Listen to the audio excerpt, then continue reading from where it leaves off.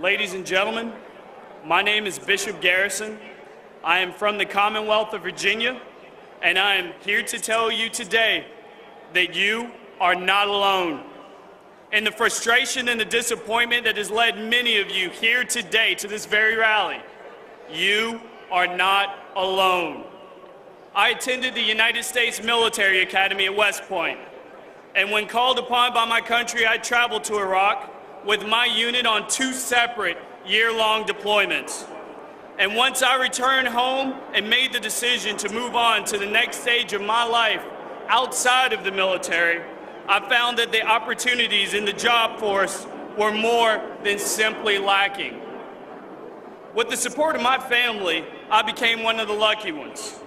But for months following the completion of my graduate studies, I struggled to secure adequate work. I was not the outlier in America's economic downfall, folks. My story had become the norm for our job market.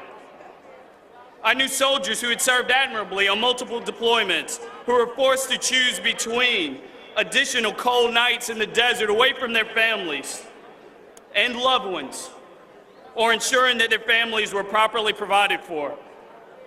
Without a second thought, without so much as a sound, these tired fighting men and women chose the latter. Even those blessed with the opportunity of returning home have found themselves left out in the cold. But they are not alone.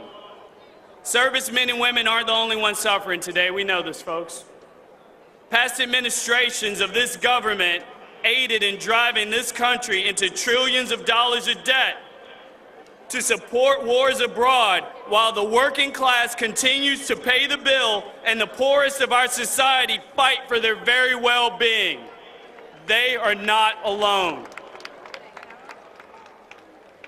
The government has stressed the necessity of a fight thousands of miles away from our shores, while gang members maim and murder in broad daylight on the streets of this nation's very capital. Banks were left unregulated and free to literally steal billions in savings from good and honest and hardworking American families. This is the America we return to. This is the America we fought so diligently for. We were looking out for America, but when we came back, America was not looking out for us. Please, ladies and gentlemen, don't misunderstand my words here today. Our society has made great strides in recent times. Things have begun to progress. We've seen unprecedented regulation of the financial sector through our president's strong leadership. This administration has begun the early steps to bring our troops home, which is no small accomplishment. This government has fought for and won the right for every man, woman, and child to receive adequate health care for their lifetime. So much has been accomplished, yet we still have so far to go. That is why we are having this rally today, folks. This is why I'm proud that I wore the uniform of the United States Army. This gathering today is why I'm honored to say I am a veteran who fought with pride and dignity on behalf of my country, so my fellow Americans could come together as one nation and proclaim in one voice that no matter your race, your ethnicity, your social economic status, your religion, or your sexual orientation, we are all patriots. We are all one people. And we will fight to support those men and women who risk their lives in defense of our freedoms.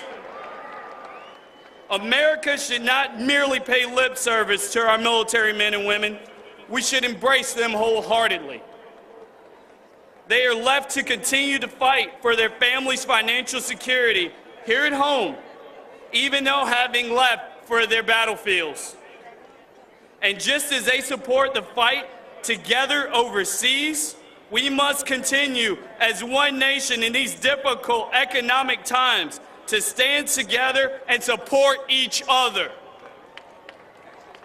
Let not this adversity shatter our spirits, but instead galvanize us as a people. As one nation, we will proudly let this world know that the United States of America is now, has always been, and shall forever be the land of opportunity, hope, and freedom. Thank you.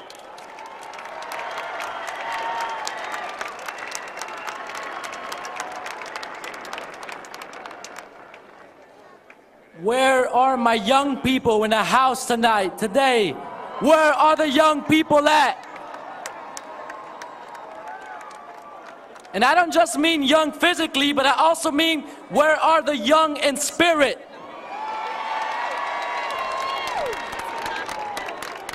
I come here today not only representing young people of Los Angeles, California, but also representing young people from all across this nation. Many times we are the most forgotten population. The population most affected by failed public policies. The population damaged by institutions of incarceration. Unemployment hit us way before the recession hit this country. But we are also the population with great historical significance and a history full of young people standing up for what they believe is right and is just. From the walkouts in East Los Angeles demanding cultural and adequate education, to the walkouts and sit-ins in the South during the 60s demanding civil rights.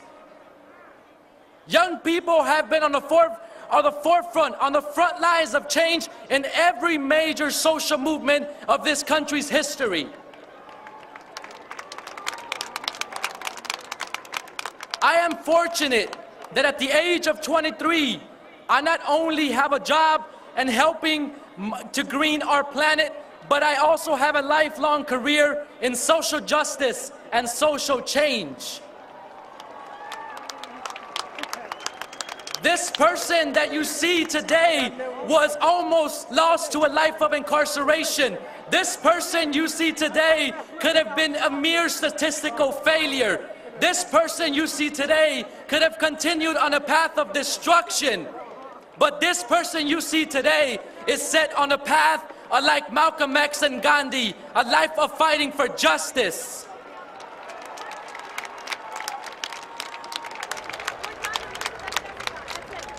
I was one of the fortunate ones who found the chance to continue my education and belong to a community of peers seeking to make community transformation through a program called Youth Build, where the entire staff invested themselves in helping us take ownership of our lives and responsibility for our families. Our governments need to invest in its people again and recommit to the investment to the young people of America.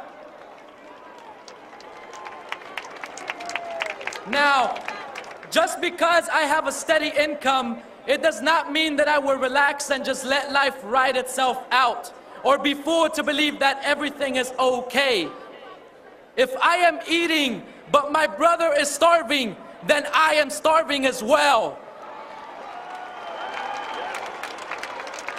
If I have a home, but my sister is homeless, then I am homeless as well.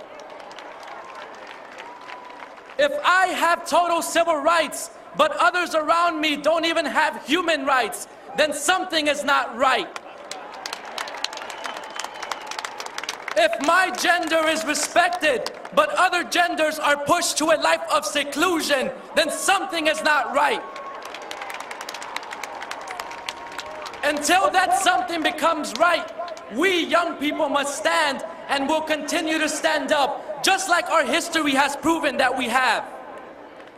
Injustice somewhere is injustice everywhere. Oppression somewhere is oppression everywhere. Social justice and the reinvestment of people must not only happen somewhere, it must happen everywhere.